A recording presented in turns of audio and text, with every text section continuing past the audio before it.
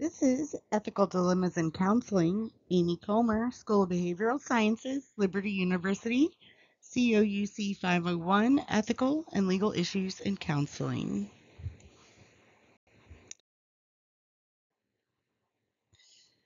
So, counselors will inevitably face an ethical dilemma during their time in practice. The counselor must be able to make an ethical decision when faced with such a dilemma. To aid in this process, the ACA Code of Ethics lays out a step by step guide to managing ethical dilemmas. So, the example we will use today is that of an African American woman seeking counseling against the cultural precepts and stigmas of counseling within her community and family. So the woman expresses unsurety that counseling is for her and that counseling from a white woman may not work because of the cultural differences. The black client expresses that she is not sure the white counselor will understand. So the counselor immediately suggests that she can refer the client to another counselor who may more closely match what the client is looking for in a counselor. The client says it took a lot for her to get there and does not want to just be referred to someone else. So, as we address this ethical dilemma, we move through the 7 steps laid out in the Practitioner's Guide to Ethical Decision Making presented by the American Counseling Association.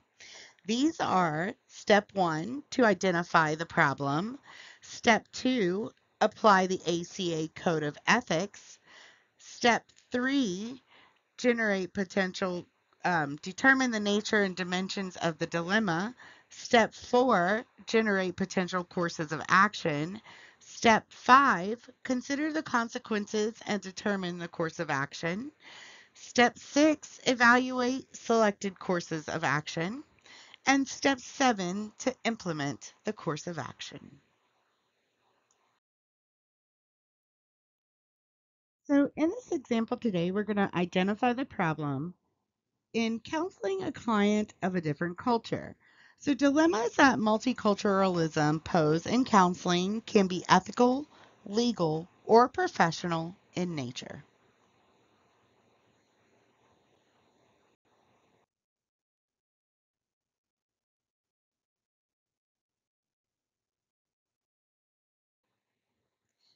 In this example, the counselor immediately tried to refer the client to someone else, indicating that she did not feel comfortable with the assigned client. The client expressed dissent in being instantly referred out as it took her a lot of personal effort to get to the point where she scheduled a counseling session. The counselor attempted to salvage the counseling relationship by explaining her prior experience in working with diverse populations.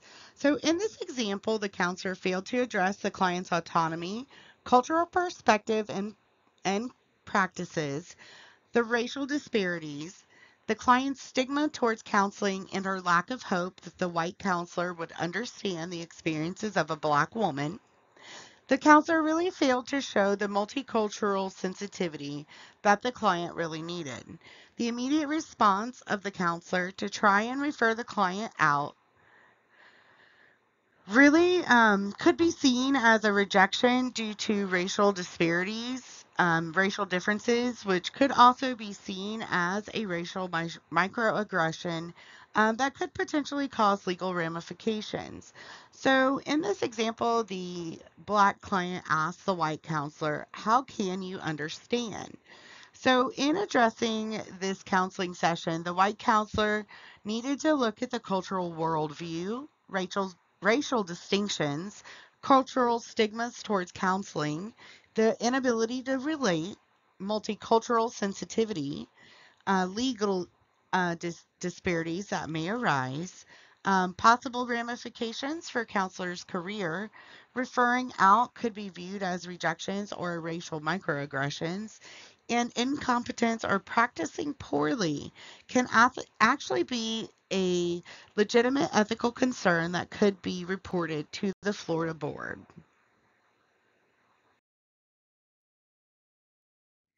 So, in applying the ACA Code of Ethics, the counselor needs to look and see, what does the code say? When a counselor is faced with an ethical dilemma, the first thing they should do is compare their situation against the ACA Code of Ethics to determine if the resolution can be defined within the terms of the Ethics Code. By comparing the situation with the Code of Ethics, the counselor can better determine the steps of actions that need to be taken to resolving the dilemma.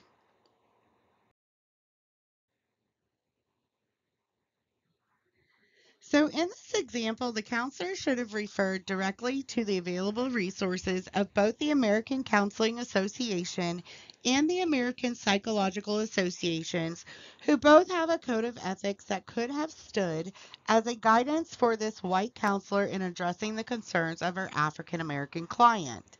This includes Section A.1.A, Section A.4.A, Section I.1.B from the ACA Code of Ethics, and Section 10.09 from the APA. So if this counselor had viewed her client's um, concerns accordingly to the principles in the ACA Code of Ethics, she would have realized that her choice in referring the counselor out, she was actually violating multiple ethical codes in trying to get this counselor referred to another counselor that may have been of a similar race. So, by the counselor comparing their situation with the ACA Code of Ethics, the counselor can tell what actions are appropriate and what steps need to be taken for the overall welfare of the client. The counselor can provide ethical treatment by following the standards provided in the ACA Code of Ethics. Incompetence or practicing psychology poorly actually composes 51.6% of the reported ethical dilemmas, according to Faber 2023. So in this example, we look at section A.1.A, where client welfare comes first. The primary responsibility of the counselor is to promote the welfare of their clients and respect their dignity. American Counseling Association 2014, section A.1.A. So we look at section A.4.A, avoiding harm to the client. So all actions and decisions must do no harm to the client. ACA 2014, section A.4.A. So in the Code of Ethics, there is also section I.1.B for ethical decision making, and counselors are bound by the ACA Code of Ethics in making ethical decisions while in the counseling profession. ACA 2014, section I.1.B. And we also see this in the American Psychological Association's Code of Ethics in Section 10.09 in terminating counseling. So the relationship should only be terminated when the client is no longer in need of the counseling or would not benefit from continued servicing, or continued counseling would actually cause potential harm to the client. The counselors are not allowed to refer clients out due to differences in beliefs, um, or religion, creeds, any of those types of things. It must be because the counselor is unable to perform the treatment that is needed to service the client. APA 2017, section 10.0.9.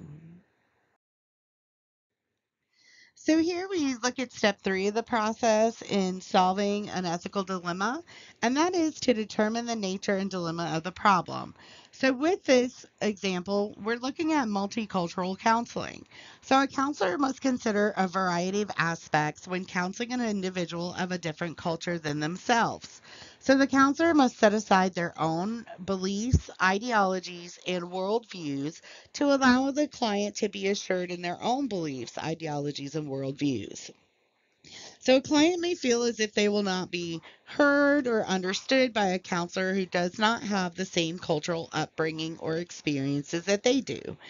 This counselor, the client may also hold beliefs that are common stigmas towards counseling, as in this example here, where the client says her family really did not support counseling and it was kind of against their cultural background for her to seek counseling in the first place. So she was really unsure of her position with even seeking counseling. So, in this example, the nature of the problem is that the client is of a different cultural background than the counselor, which causes the client to doubt the ability of the counselor to understand her issues and to offer valid help because she does not feel like the counselor can relate to her experiences as a Black woman. So the dimensions of the dilemma for this example is for the counselor is that the client has a negative preconception of not only counseling, but her ability as a counselor to address the concerns of a client with a different cultural background. So the counselor must also be aware of any conceived microaggressions on behalf of the client. She may not be aware that she is exhibiting these towards the client. So the counselor in this situation, she's almost defensive in explaining her prior experience with working with multicultural clients prior to this particular client coming in. And her immediate solution to refer the client to another counselor could be seen as a racial slight. So in this given example, the counselor did not really affirm the client's autonomy.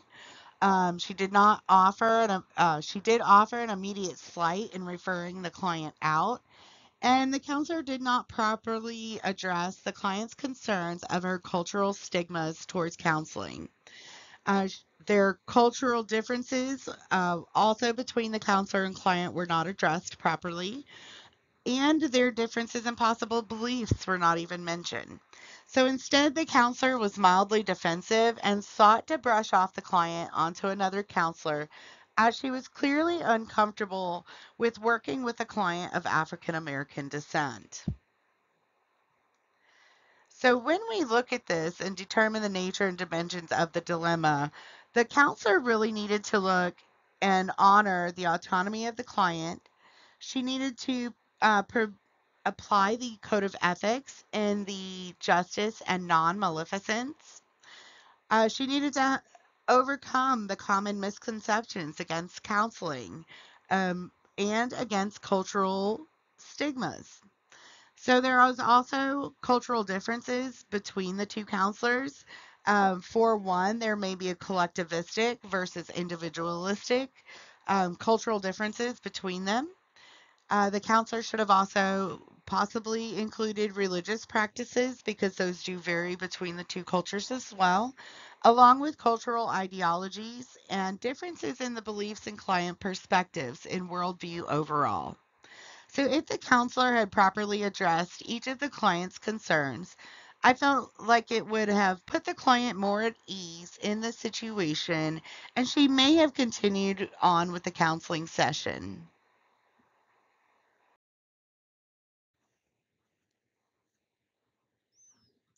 Here, the counselor in the given situation offered to just refer the client to another counselor who more closely matched their cultural background. In my paper, I offered a couple of different options. I posed questions instead to open up the dialogue with the client to be able to properly address the client's concerns of their experiences not being understood due to cultural differences and possible differences in experiences. I also add the benefits of my earned experience in working with multicultural and diverse populations. So I would also ask the client for the opportunity to see if we could work together before referring them to another counselor if it did not seem like a good fit afterwards. If this did not work, then my final option would be to ask a supervisor for guidance and then as a last resort would refer the client out. So when we come to generate potential courses of actions and look at counselor actions in general, uh, when it comes to outlining the potential courses of action, the counselor will refer specifically to the ACA Code of Ethics first. And if they are still not able to determine the right course of action from there, they should then consult colleagues, a supervisor, possibly a lawyer, depending upon the circumstances of the ethical dilemma being presented. By addressing the concern with the guidance of others, the counselor can determine the most ethical course of action.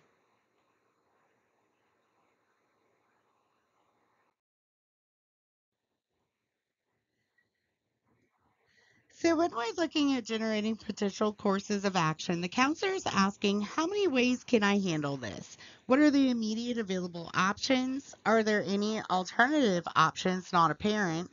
Are there any additional considerations that may open alternative options?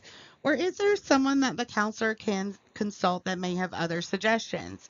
So, a counselor can only refer a client to another counselor for the following reasons: the client is not likely to benefit, the client is being harmed by continued counseling, or the client no longer needs treatment. A counselor is not able to refer a client to another counselor solely on a difference in a person's attitudes, beliefs, behaviors, and values. These are from the American Counseling Association 2014, A.11c and A.11b.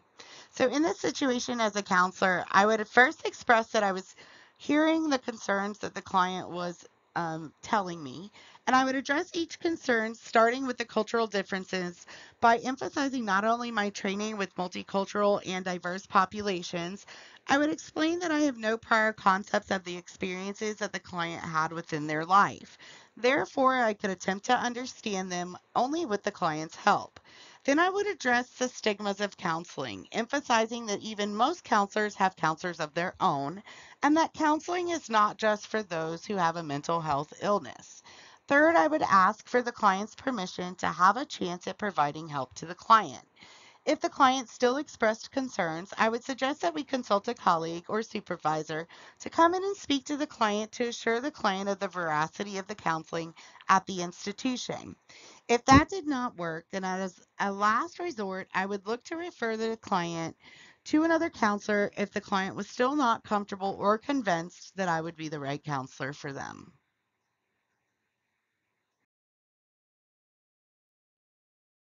So, step 5 in the process is to consider the potential consequences of all options and determine a course of action. So, it is the responsibility of the counselor to make the right decision when faced with an ethical dilemma. The counselor must determine the consequences and repercussions, along with possible outcomes, and determine the course of action that provides the least amount of harm and the best possible outcome for the welfare of their client.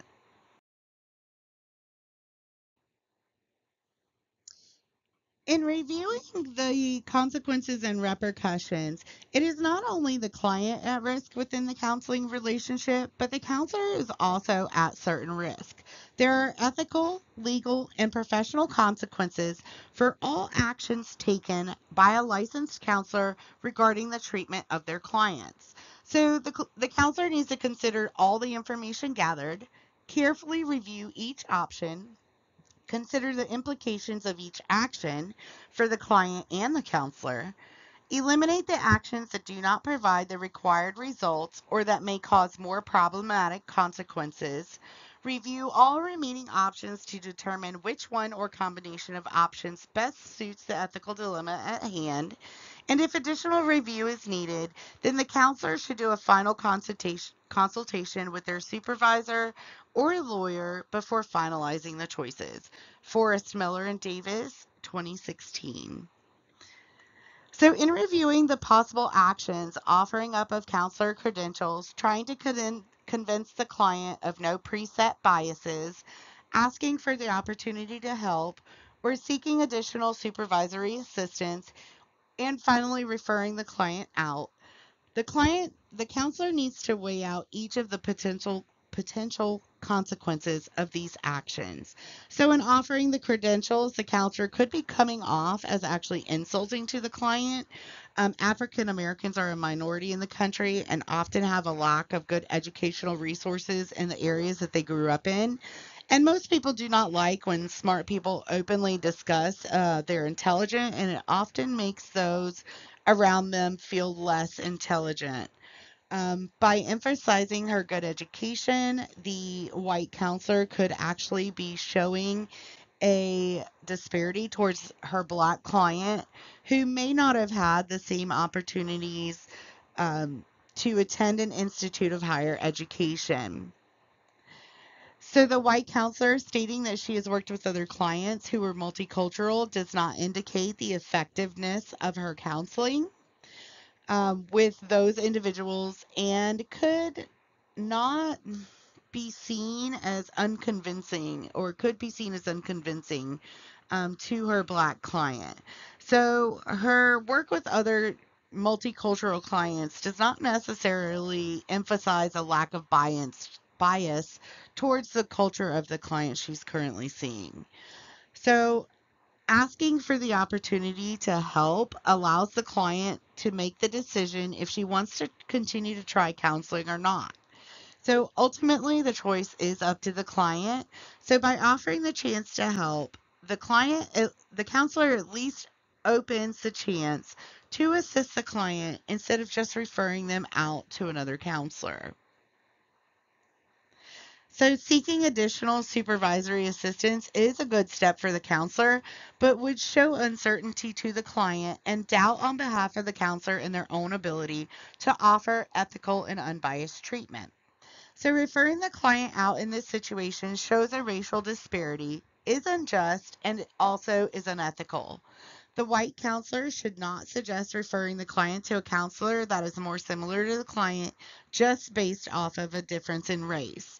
This action can be seen as another rejection by the quote unquote white man and can be taken as a racial slight. So, this can also become a legal issue if the client feels that the counselor refused to offer her treatment just because of her race. This could cause a major professional consequence should this client decide to sue the counselor for malpractice. So, in this example, the correct and proper course of action for the counselor is to ask the client's permission to try and offer help. And if the client was still not satisfied with her assistance, they could work together to find a counselor that more closely suited the desires of the client. So when we're looking at step 6, we're evaluating the selected course of action. So we're basically reviewing the decision that the counselor has made to move forward with as their steps of action. So the counselor is responsible for making the most ethical decision that is to the benefit and not the detriment of their client. So not only is an initial review warranted, but a secondary review of their decision is required for efficacy of the counselor. So the counselor must consider all opposing views in review of ethical dilemmas. Ferenc Kadari, 2025.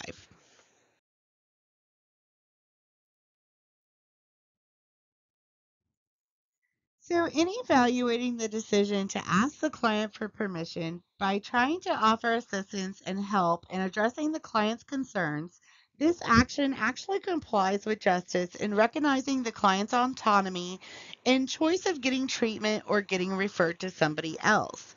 It is a decision that both the public and the professional arena would find to be a satisfactory solution in overall asking for the client's permission and leaving the decision up to them. Lastly, I plan to ask for every client's permission for a chance to try to offer what help I can, and if not, aid them in getting them to the right counselor or medical professional that can offer them the assistance and help that they may need. So, when we're looking at evaluating the selected course of action, the counselor has to ask themselves, is this the right choice? Does the selected course of action present any new ethical considerations? If the answer is yes, then the counselor must then go back to the beginning and start all over to try and find a resolution that is not going to cross any ethical boundaries or cause any ethical violations. So then the counselor must ask themselves, does the action comply with justice, publicity, and universality? So if the answer is yes, then the counselor can confidently move forward with their selected course of action. Forrester Millicent Davis, Forrester Millis, excuse me, Forrester Miller and Davis, 2016.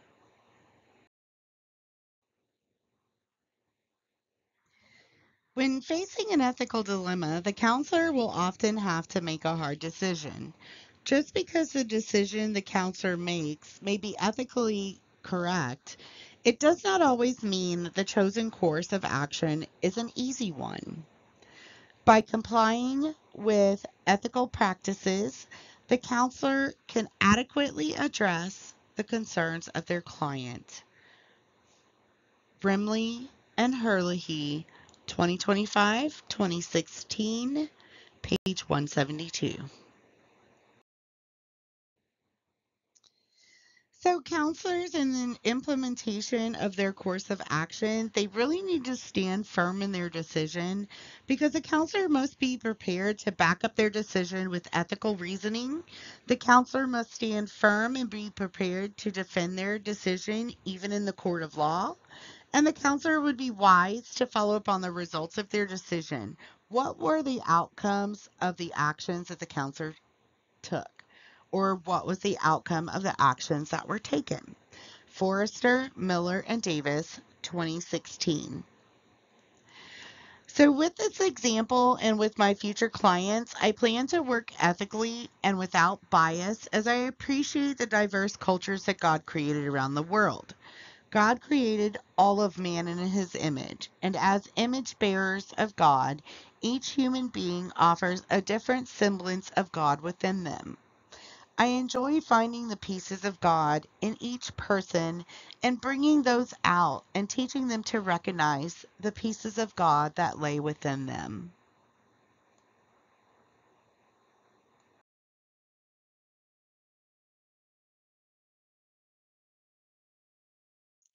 According to Daniel 2025, page 16, in the world of Jesus, there is no gap between loving and doing.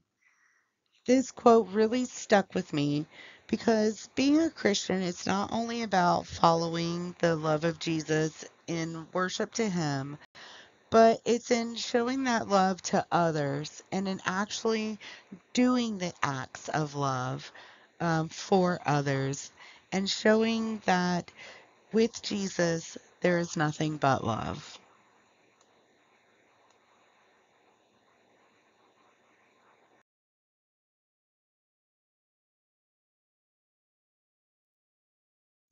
Our key takeaway today is that every decision that the counselor makes either protects them or sacrifices them. The same applies to decisions that they make in the treatments of their clients. So, for inspiration, counselors are capable of physically changing the brains of their clients for the better. And how to teach the clients to change and adapt their own brains is even more inspiring. So, for future actions, by providing ethical treatment and using ethical decision making skills and resources, the counselor can build efficacy in their practice. Here are references for further thought.